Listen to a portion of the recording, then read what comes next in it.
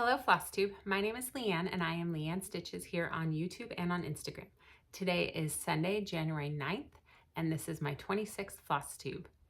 FlossTube is our little corner of YouTube where we talk about cross stitch, and occasionally we talk about some other crafts, but mostly I talk about cross stitch here. I have a pretty varied stitchy bug, especially these days, but a lot of what I do is full coverage, and I've been kind of diving into some other things this year. So yeah, it's my first video of 2022. I filmed my WIP parade, which WIP means work in progress, last weekend, and it really made me want to stitch on all of my projects. So that's kind of where my stitchy bug took me this week, and I can already tell it's where it's going to take me next week too. So without further ado, let's just get straight to the stitching and I'll show you what I mean. My first piece, as always, to show you is Marvel Heroes. This was my focus piece last year, or one of my focus pieces, and it's also going to be my main focus piece this year. I got this from Popular Cross Stitch on Etsy, but it is no longer available. That shop, last time I checked, was not on Etsy anymore. However, there are some other shops who chart this same artwork. So yes, the reason why this is a focus piece for me is because I am trying to get it done to give to my husband. My original goal was to finish it and give it to him for Christmas.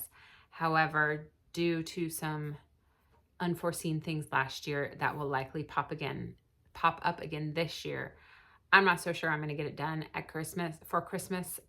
So possibly birthday 2023, maybe Christmas 2023. I don't know, but I'm going to keep working on it as much as possible. It is my somewhat daily stitch, and I also host a SAL, which means stitch along, on Saturdays. I call it my #superhero Saturday SAL. I'll put it up in the on the screen for you, and that's where I stitch on this on Saturdays.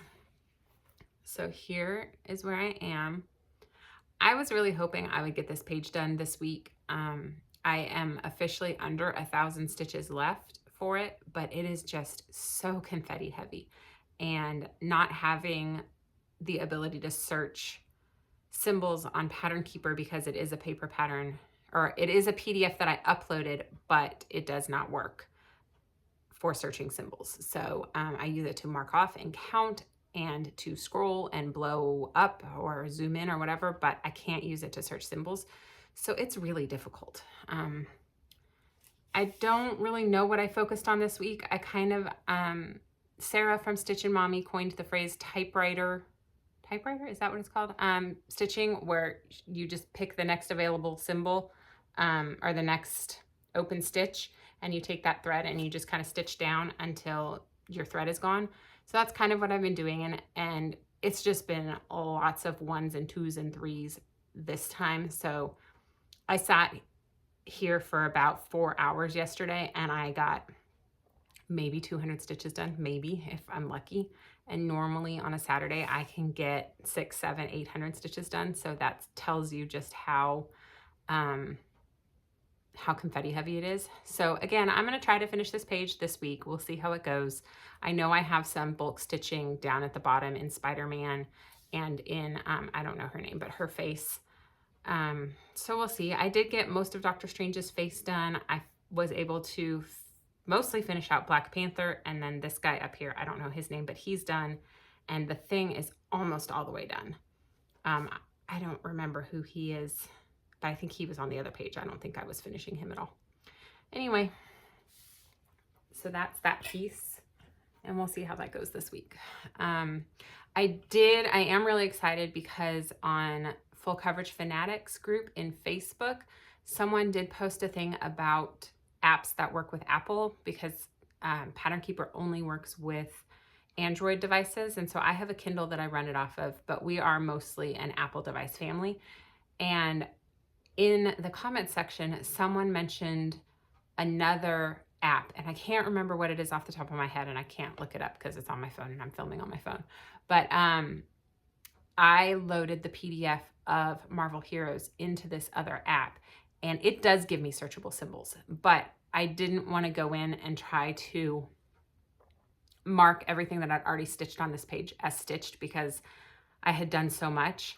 So I'm really wanting to finish this page so that I can try out this new app and see if it's going to help, because it could be a game changer for me. If I can get this app with searchable symbols to work and work well enough on my phone as opposed to a larger device, then I might actually be able to finish this thing for Christmas. So fingers crossed, we'll see. Hopefully I will finish this page this week and be able to give you an update in next week's video. Okay, the next piece that I started, it was a new start on New Year's Eve. It is Temperature Butterflies by Sarah from Stitchin' Mommy. And I'm sure you've seen the temperature patterns before, but if you haven't, the idea is that each one of these butterflies represents 1 month, and each little part of the wing is a day, and you have a range of colors based on the temperature. And I am using the varied temperature range, which means each color has about 3 to 4 degrees in it. And then I'm using AccuWeather to research the high for the day, and then the next day or a couple of days later, I go and stitch that in my butterfly. And I am stitching this on 32 count mystery linen in a light blue. And there's my January butterfly. I've only stitched 6 days so far. I kind of fell off the wagon yesterday and I didn't stitch 7. So today I'll probably stitch 7 and 8. And then, so it starts up here with 1 and then 2 and then 3 and then 4 and then 5 and 6. So it's, you kind of go back and forth between the wings so that you stitch them symmetrically. And as you can see, we have had very varied weather because we started with a high of 77 on New Year's Day, which is right here.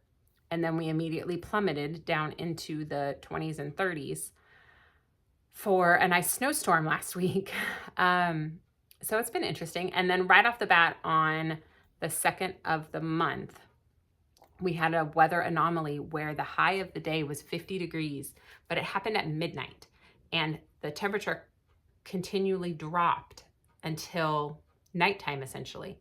And so I didn't know what to do because I felt like stitching the 50 degrees wasn't really representative of what the weather was that day. And so I ended up stitching it at 30 degrees, which was the temperature at 3 o'clock, which generally in the wintertime is when we have our high. I'm hoping it really was an anomaly and I don't have to do that often, because it kind of takes the fun out of it when I have to think that hard. But so yeah, it's definitely been interesting weather. And one of the reasons why I really wanted to do this is because of my gardening and because of all the gardening groups I belong to. You know, I see people commenting on how, oh, the frost is late this year, or the frost is early, or our last frost came really late, or whatever. And so I think it would be really fun to actually be able to document it in this unusual way as to what our weather patterns take, to see, you know, the last thing that's gone around in the gardening groups is that what winter has shifted 2 weeks. So our first frost is 2 weeks later, but then our last frost is also 2 weeks later. So winter has completely shifted 2 weeks, but isn't any longer or shorter. And so this is the kind of thing that I just think would be really interesting to keep track of with that. So I'm unsure as to whether I'll like it enough as to want to go back a few years and do them for all the years that we've lived here. I don't know. I've also thought about doing some, what's the word I'm looking for? Memorable years, like such as my birth or my husband's birth or my mother-in-law's birth or something like that, because then you really get, you know, that range of what was it like when my mother-in-law was a child here? What was it like when my husband was a child here? What is it like when my kids are children here? So I don't know. It's just something really fun. Anyway, I seem to be quite talkative today. My next piece to show you is the Vintage Black Sampler by, wow, I'm blanking, Owl Forest Embroidery. And this was a new start on New Year's Day, and I am stitching this with Sam from Sammy Liz. And it's basically a New Year, New Start. My other New Year, New Start with Sarah from Memphis Sarah E got postponed by supply chain issues. So we're gonna have a new year, new start in the middle of the year whenever our kits arrive, which should be really fun and really representative of the times. So anyway, the thing with the vintage black sampler that Sam and I are doing is that we are not stitching it in black. There might be some black in it, like I'm using a little bit of black on what I've stitched so far, but we are using our stashes of overdyed and hand dyed and anything that we can find basically to make it colorful. And so I have a ton of leftover hand dyed, overdyed flosses from models that I've stitched, from boxes that I've received, et cetera, that I might not ever use in another pattern. So the first thing I've done is I did a middle start and I went up instead of down. And so I started on the house and I used Forbidden Fiber Co. Royal Blue for the house. And then I used Inkwell maybe for the roof and the chimneys. And then and the bricks at the bottom down here. And then I also put just one line of the black color on the roof line of the first floor, just to give it a little bit of dimension. I don't know if it worked, but this is a 28 count even weave. I think it's a Jobelin from Bestitch Me. The colorway is Tombstone, and I got it in her Halloween box last year. And I'm stitching 1/1, which is very tiny, but very fun. And I have big plans. Sam and I are having a blast imagining what colors we could do and what we could make. And so there is a man and a woman standing on either side of the house. There's the man, there's the woman. And I am gonna stitch him as Willy Wonka. So he's gonna be purple. And that is gonna be Mary Poppins. And I found a picture of Mary Poppins where she's wearing a white dress with a red, bustier is the wrong word. Corset is the word I'm looking for. And then her umbrella is white and red striped. And so I think that would be so much fun. And so I'm gonna do that. And I have lots of other ideas, just throwing things out there to make it just a complete fantasy. I'm thinking about doing a yellow submarine for the Beatles, even though I'm not a huge Beatles fan. Should be fun. So yeah, I would like to finish that this year since I started it on New Year's Day and I don't really want to carry it over into next year. And it is Pattern Keeper compatible. And Pattern Keeper tells me that it is a little over 23,000 stitches. So I'm thinking that if I can stitch about 2,000 stitches a month, which is really easy with how addictive it is, then I will finish it in December. And I've already got almost 3,000 stitches in just in that house. So I'm already ahead just in case my stitchy bug takes it away from me for a little while. But like I said, Sam and I are having so much fun talking about the colors and deciding things, and so I can't see getting behind on it at this point. The next piece I have to show you is the Fox by Cottage Garden Samplings. And I started this in the last week of December, I think, just before Christmas actually. And this is the first in the 2022 series, A Year in the Woods. And so the Swans is the second piece. And it is on its way to me. I pre-ordered it on Etsy. And so my goal is to finish this before the swans come so I can start that. And here is where I'm at. I am almost done. I have to stitch the trees and some random snowflakes, and that's it. This has been so much fun to stitch, so much fun. I got completely addicted to it for 3 or 4 days, and I just finished the Fox this week and then I did the house a couple nights ago and started on the trees. I'm stitching it on 32 count Belfast linen in Forbidden Fiber Co. Morning Mist. It is just a piece that I had at my house. It was when I started the Nevermore piece by Leela Studio. I only had a half yard in stock, so I took it home and I cut it in half. And so I had this one just laying around, and it's a little bit lighter than I would like. Like these white spots are giving me a little bit of trouble with some of the colors, which I'll tell you about in a minute. But I love it. I love it. It's so much fun. Okay, so my issue that I'm having is with the trees. And I had one stitched and I had stitched it in the wrong color. It was this tree. I had stitched it in the 524 and it was supposed to be in this darker green. But my problem is that I don't think 524 is really gonna show up in these lighter parts. I meant to stitch a little sample before I filmed and I totally forgot. So there's that. So I was thinking I might sub in 523 instead. And then when the swans pattern came out, I went and checked because I wanted to gather my floss ahead of time. And it also uses 524. And I don't know if 523 will sub correctly in that, but I'm also thinking I'll have the same issue where 524 won't necessarily show up if it is directly against the fabric as opposed to the white, which is mostly encased. So I just thought I'd ask what you guys thought, if you think I'll be okay with the 524 or if I should go ahead and sub the 523 and then just see where it is in the swans and see and make another decision then. I was going to say something else about it and I don't remember. But yeah, so I was just curious what your thoughts are.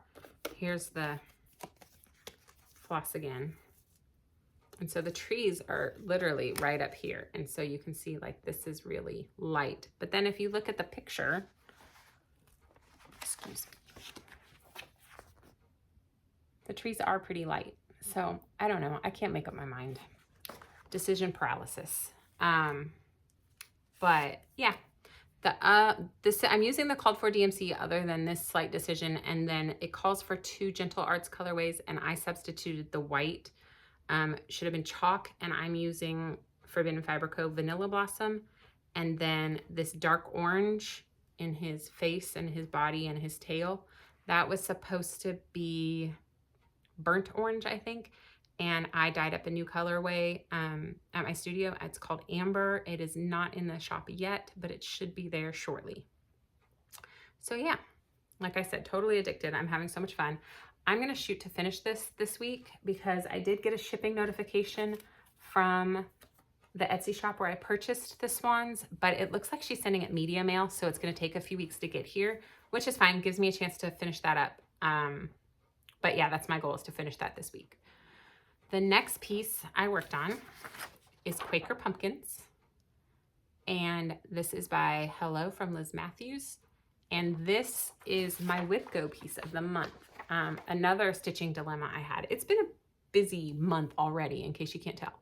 So for my Whip Go, I did something different. I took a page out of Sarah from Memphis, Sarah E's catalog, and she did Whip Go by category instead of by pieces. I failed miserably at Whip Go last year. Pieces would get called and I just wouldn't want to work on them, or I would be busy with model stitches, and so I couldn't stop. So I did the same thing. I came up with 8 categories. I have Mirabilia, Fall, Halloween, Christmas, full coverage small, full coverage medium, full coverage large, and a sampler. And I just repeated them all across the board. Well, this month, 2 and 19 got called, and they're both fall. Never even saw that one coming in a million years, that I would get 2 fall pieces in January when all I want to do is stitch on snowy things. So let me show you where I'm at. So I stitched on Quaker Pumpkins. I looked through my whips when it got called and realized that most of the pieces that I stitch in the fall are actually Halloween. And even though this one says All Hallows Eve, it really feels more like Thanksgiving to me. I don't know why. I don't know if it's just the rich colors or what. So I started working on this one, and I got the bulk of that big pumpkin done. I just stitched on it for one night, and here is where dilemma number 342 of the week comes in. Because I don't have another fall piece to work on, I'm considering one of 2 options. Number 1 would be that I just work on this all month. And I think I didn't set a specific goal just because I didn't want to fail, honestly. I know that things get busy, especially in the fall and summer. And so I figured I would adjust my goal as I went, and I wouldn't worry too much about what I was getting done as long as I was working on them and having fun. So I can either stitch on this all month long, one day a week or so, or I can start a new piece because I have a plethora of fall patterns in my stash to choose from. I think I counted just PDFs and it was something ridiculous like 11, and a lot of them are just little small seasonal pieces, but I have some paper patterns that I also purchased that are more hefty. And I also have an Owl Forest embroidery kit that is, I think it's called Bounteous Autumn. That is 209 by 209 or something like that. And it's really calling my name, but at the same time, I started a lot of pieces in the last couple weeks, and after almost a year of starting hardly anything, my start bug is kind of gone, and so I don't really want to start anything new. I went through all of my patterns, and even the small ones just aren't calling to me. So I think I'm going to stick with this and stitch on this again next week, and then after that, who knows, because that would be 2 weeks, which is essentially what I would put into one of the 2 numbers, and then I'll decide if I want to start something new at that point. So there's that one. And then, because like I said, stitchy bug all over the place, while I really wanted to finish the fox, I just didn't want to work on it the other night. So I pulled out Consider the Lilies by Heartstring Samplery. And the reason why this one was in my brain was, well, there was a couple reasons. Number one is because when I pulled it out for my whip parade, I thought I had done all this work on it last year. And when I was editing my whip parade and putting in the beginning of the year photos to compare, I realized I barely worked on it at all. So that was reason number one. And then reason number two is because I've been talking about it a lot with Zan from Crazy Band Lady Stitches, and she wants to see my Consider the Lilies because she wants to look at it and start it. And she says she wants to catch up with me, which won't be that hard to do because I haven't done that much. But so that also had it in my head. So I worked on it last night after I was done with confetti from Marvel Heroes that I couldn't take anymore. And there's where I'm at. I finished the horse. I did this little flower here, this little flower here. I did this little bee, and then I started on this big flower here, which it's gonna go down, and right here is a pot, and then directly underneath the pot is the band that says, that has the verse on it, Consider the lilies, they neither toil nor spin, etc., etc. And so it kind of made me think of a new plan, because I'd really like to make some progress on this. I have plans for this. I want to do its sister piece, which is, oh, what's the name of it? It's that other verse that I love. The Sparrow. Eye on the Sparrow, I think is what it is. Anyway, I think what I'm going to do is I'm going to finish this page, and then I'm going to go finish the page below, which starts the verse, and I'm going to take the verse all the way across. And sorry, I just got a text that distracted me. I'm going to take it all the way across and then work my way back up. So here's where I'm at now, and this is the planter, and then here's the verse, and I want to take it all the way across, and I want to finish each page as I go, and then I'm going to bring it back up and then probably back across, because I want to make sure the border is going to match up. So yeah, that's kind of my plan. I would love to say that I'm going to attempt to finish a page a month, which would get me 12 pages this year. And a lot of those would be partial pages, because the side border, once I get all the way across to the right-hand side, those are just partial pages that go up that side. So we'll see. That's kind of what I'm thinking. So that's all the stitching I did this week. It seems like a lot. It feels like a lot. Maybe it's just because I did a lot of pieces and I am quite chatty this morning and just talked a lot. Plans for next week. I've kind of gone through my plans on the pieces that I've already shown you. And then, like I said, my stitchy bug is all over the place. So I have a few things to show that just popped in my head while I was stitching on other things this week. And maybe I'll stitch on them, maybe I won't. I don't know. The first one is God Shed His Grace. And this is by the Cross Stitch Studio. And this is my 22 in 22 piece for Full Coverage Fanatics. So essentially I need to get about 2,000 stitches a month on this to complete that. I would be completing it in November if I did that. So here's where I'm starting. Nope, that's wrong. Here's where I'm starting. And it's just lots of greenery, and I'm kind of going up. This is where the pond sits right here. So I would probably just keep going up the side and keep going with the greenery. I would love to start on the pond. We'll see where the symbols take me. So yeah, that's a possibility. Another possibility is Tiny Modernist, Words to Live By series. This was a Sal a few years ago. And I started it in 2020. And last year I finished the top row, which I really think was just one block. I thought I was doing all this progress when really I think all I did was finish that block last year. So I'd like to get another row done this year. I would love to finish it this year and do about a block a month. And then the middle block is basically 4 blocks. So I don't know. But I know that the blocks only take 1 or 2 nights. So I think I could finish a block this week if I put my mind to it. So there's that one. And then I would put it away till next month and try to do another block. Another possibility that I started thinking about this week is Halloween at Hawk Run Hollow. And I am working on this block. I have finished this block and I went down because when I was working on this block, I messed up in the words. And so I had to make it 1 stitch wider. And so I wanted to go down because I thought that if I didn't finish that entire column, I would forget that I had to make it 1 stitch wider. And then I would get to the next block and think, what the heck is going on? So here is where I'm at with that. And this is a lot of stitching. This block is essentially full coverage. I've got some text that goes up there, and then the rest of the block is full coverage. And I am not quite halfway down. I mean, this ship alone took me like 3 nights just to do the ship. I'm a fairly quick stitcher. It is a lot of stitching. So I would just continue on with this blue. And honestly, if I could get that strip of blue done in a couple of nights, I would consider it huge progress. So that is all of the whips that I'm considering working on this week. I also have 2 new-ish sals that I'm considering jumping in on.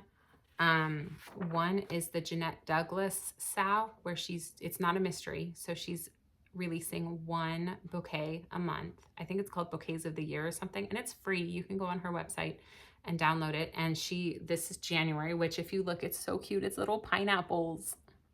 I love pineapple. So I'm considering doing that. I think I have a piece of linen that would work for this. I just have to measure. The sample was done on 40 count. And so, I think I have something in my stash that would work, but again, I have to measure and see if the colors work. It has a long list of overdyes that it calls for. And I'm thinking about doing the same thing with that as I am the vintage black sampler and just using floss from stash. We'll see. The other one is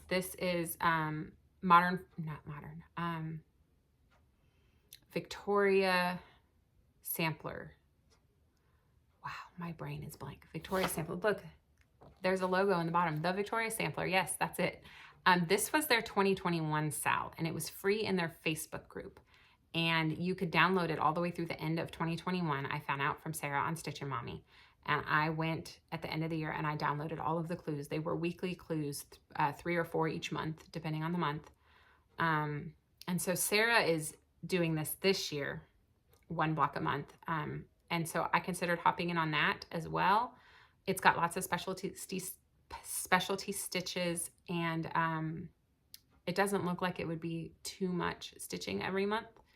And again, there's no colors listed. It's just suggested, by what colors she put on the pattern. And so again, I would do that with just things I have in my stash. So I could potentially start either one of those. I do have a piece of 28 count cashel randomly. I don't know where it came from. I don't know what I was supposed to use it for. I think it's in my colorway Winter Sparrow, but that's all I guess because it's just chilling in my cupboard behind the camera over there. So I don't know. We'll see. Those are potentially things that I could start depending on where my stitchy bug takes me this week. I'm looking through my planner to see anything else. I bought the 24 hours of cross stitch planner, the printables, and I took my bullet journal that I only filled out for maybe 8 months of the year last year. And I kind of I printed them out and I cut them up and I just taped them into my planner like that. So I'm just going through to see if there's anything else, any other plans that I might have made to talk about. There's also the Full Coverage Fanatic Whips and Winders challenge.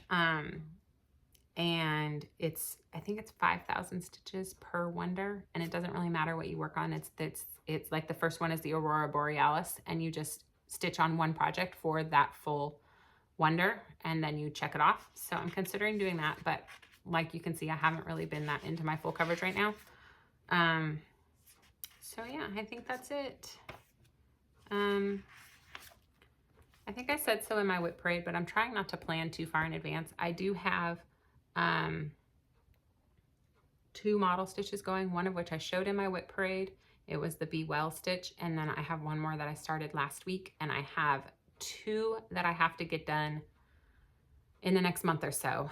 And I have a whole bunch of little smalls I have to get done before Nashville Market in March. So that's why I'm trying to play fast and loose with my plans. Is just, I like to plan a lot so I have options.